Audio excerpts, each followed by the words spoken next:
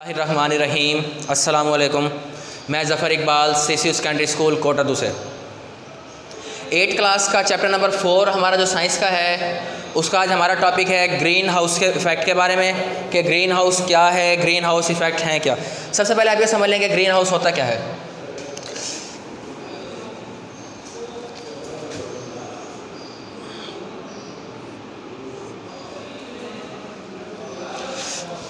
शीशे का बना हुआ एक कमरा होता है या ट्रांसपेरेंट प्लास्टिक का भी बन सकता है। उसके अंदर ऐसी फसलें या ऐसी सब्जियां या काश्त की जाती हैं जो उस मौसम की ना हो, जिसको हम लोग ग्रीन हाउस भी बोलते हैं या कंट्रोल शेड वगैरह कह लेते हैं। तो उसमें होता क्या है, सूरज की शुआएं जब उसके ऊपर पड़ती हैं वो शुआएं उसके अंदर आके दाखिल तो हो जाती हैं उनकी जो वेव लेंथ होती है उसकी मदद से। अब होता क्या है, कुछ शुआएं इसमें रिफ्लेक्ट होकर इसी के बीच में यहीं पर रह जाती हैं और कुछ शुआएं इससे बाहर रह जाती हैं। जब ये शुआएं इसके अंदर रह जाती हैं तो अंदर इसके इंक्रीज इन टेम्परेचर क्या होता है, बढ़ जाता है। यानी यूँ समझें, अगर बाहर का मौसम सर्दियों में 10 सेल्सियस है तो इसके अंदर 35 सेल्सियस होता है, जिसकी मदद से अंदर वो सब्जियां काश्त हो जाती हैं जो सर्दियों में उगती हों। तो हमने इसी के बारे में पढ़ना है कि right about green house effect. Green house effect होता क्या है।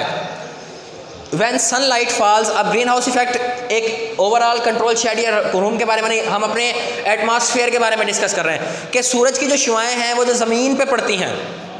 फॉर एग्जांपल ये सूरज है, अभी इसकी शुआएं ज़मीन तक आ गई हैं। ज़मीन पे आने के बाद इसकी कुछ शुआएं ज़मीन के अंदर जज्ब हो जाती हैं, ऑब्जर्व हो जाती हैं, और कुछ शुआएं ज़मीन से रिफ्लेक्ट होकर इसके इर्द गिर्द का जो एटमॉस्फेयर होता है उसके अंदर चली जाती हैं। उस एटमॉस्फेयर के अंदर जब वो शुआएं रह जाती हैं, उन शुआओं के रहने की वजह से एटमॉस्फेयर का टेम्परेचर जो होता है वो बढ़ जाता है, यानी गर्मी की शिद्दत में इजाफा हो जाता है। इसी चीज़ को हम ग्रीन हाउस इफ़ेक्ट बोलते हैं। अब ये ग्रीन हाउस इफेक्ट कैसे लिखेंगे आप। When sunlight falls on earth a small part of it observed bye earth and converted into heat energy. यानी कुछ ज़मीन ने जज्ब कर लिया, जज्ब करने के बाद वो हीट एनर्जी में कन्वर्ट हो गई। Trap of heat the reflected by earth cause increasing in temperature of atmosphere is called green house. ATM means आपने एटमॉस्फेयर लिखना है। तो वो शुआएं जो ज़मीन पर पड़ती हैं, पड़ने के बाद ज़मीन जज्ब कर लेती है। उस शुआओं को जज्ब करने के बाद जो इसका टेम्परेचर इंक्रीज़ हो जाता है उसको हमने ग्रीन हाउस इफ़ेक्ट का नाम देना है। अभी जो ग्रीन हाउस इफ़ेक्ट का प्रोसेस है ये होता क्यों है, हमें पता है हमारे एटमॉस्फेयर में या हमारे इर्द गिर्द गैसेस मौजूद हैं। तो वो गैसेस, उन गैसेस को जब ये हीट एनर्जी मिलती है, इस एनर्जी की मदद से जब वो गैसेस वार्म अप होती हैं या गर्म होती हैं तो वो ज़मीन का टेम्परेचर बढ़ा देती हैं, जिसको हम ग्रीन हाउस गैसेस का नाम देते हैं। सवाल होगा, what are green house gases. What are green house gases. Gases present in the atmosphere like carbon monoxide 1, methane 2, oxides of nitrogen. ये मीथेन जो है, चावल की फसल जहाँ पे हम काश्त कर लेते हैं उसके अंदर पानी खड़ा रहता है, तो ज़मीन के ऊपर वो पानी खड़ा रहने की वजह से वहाँ जब गैस खारिज होती है उसको हम मीथेन का नाम देते हैं।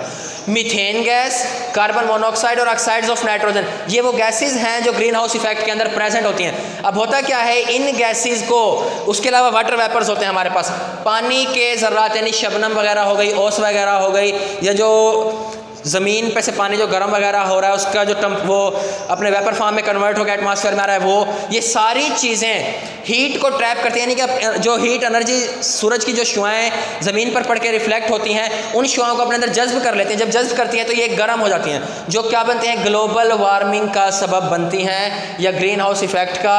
और these are called green house gases. ये सारी गैसेज, सवाल अगर ऐसे आ जाएगा what are green house gases, आप क्या लिखेंगे, carbon monoxides, methane and oxides of nitrogen and water vapours are called green house gases. Green house effect आ जाए तो ग्रीन हाउस इफेक्ट के बारे में लिखना है कि क्या होता है। नंबर नेक्स्ट है डिफाइन ओजोन लेयर। हमारी इस एटमॉस्फेयर के ऊपर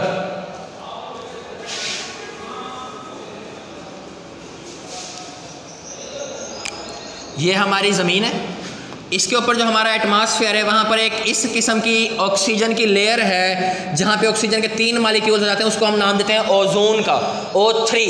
अब होता क्या है, सूरज की जो शुआएं ज़मीन पर पड़ रही हैं, ये सूरज की शुआएं जो अल्ट्रा वायलेट होती हैं, इसके अंदर होती है रेडिएशन। ये रेडिएशन के प्रोसेस से ज़मीन तक आती हैं, यानी बीच में किसी भी चीज़ को गर्म किए बगैर ज़मीन तक पहुंच जाती हैं। अल्ट्रा वायलेट रेज़ जब इस ओजोन की लेयर में से पास होती हुई आती हैं, ये जो ओजोन लेयर है इसका काम क्या है, ये उन अल्ट्रा वायलेट रेज़ को ज़मीन तक पहुंचने से रोकती है। यानी वो शुआएं हैं तो ये उनको यूँ ब्लॉक कर देगी कि ये ज़मीन तक नहीं आ पाएंगी। जब वो अल्ट्रा वायलेट रेज़ ज़मीन तक नहीं आ पाती तो उससे ज़मीन पर मौजूद इंसान, परिंदे, जानवर या जो दरख्त हैं वो सारे के सारे उन अल्ट्रा वायलेट रेज़ के इफ़ेक्ट से महफूज रहते हैं। क्या होती है ozone layer? Layer of ozone O3 in the upper atmosphere of earth stop ultraviolet rays coming from sun to the earth. कि सूरज से अल्ट्रा वायलेट रेज जो ज़मीन की तरफ आती हैं, हमारी अपर एटमॉस्फेयर में मौजूद ओजोन उन शुआओं को रोकती है। In this way living things on earth remain safe from harmful effect of ultraviolet rays.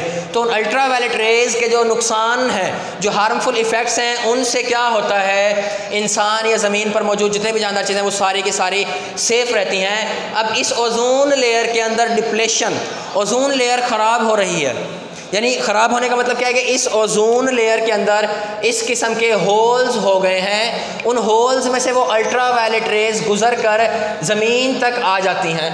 तो जब ये अल्ट्रा वायलेट रेज़ ज़मीन तक आती हैं, उससे क्या होता है, उससे हमारे जो लाइफ स्टाइल है वो मुतासर होता है। अब अल्ट्रा वायलेट ओजोन डिप्लेशन क्या है? क्लोरोफ्लोरोकार्बन्स डिप्लेशन मीन्स वो जो सुराख हो गए उस लेयर के अंदर जिसके अंदर से अल्ट्रा वायलेट रेज ज़मीन तक आ रही हैं और वो हमें नुकसान पहुंचा रही हैं। अब ये जो सुराख हुए हैं इस ओजोन लेयर में, ये किस वजह से हुए हैं? हमने लास्ट टाइम पढ़ा था क्लोरोफ्लोरोकार्बन्स कहाँ होती हैं? एसी के अंदर, फ्रिज के अंदर, स्प्रेज के अंदर।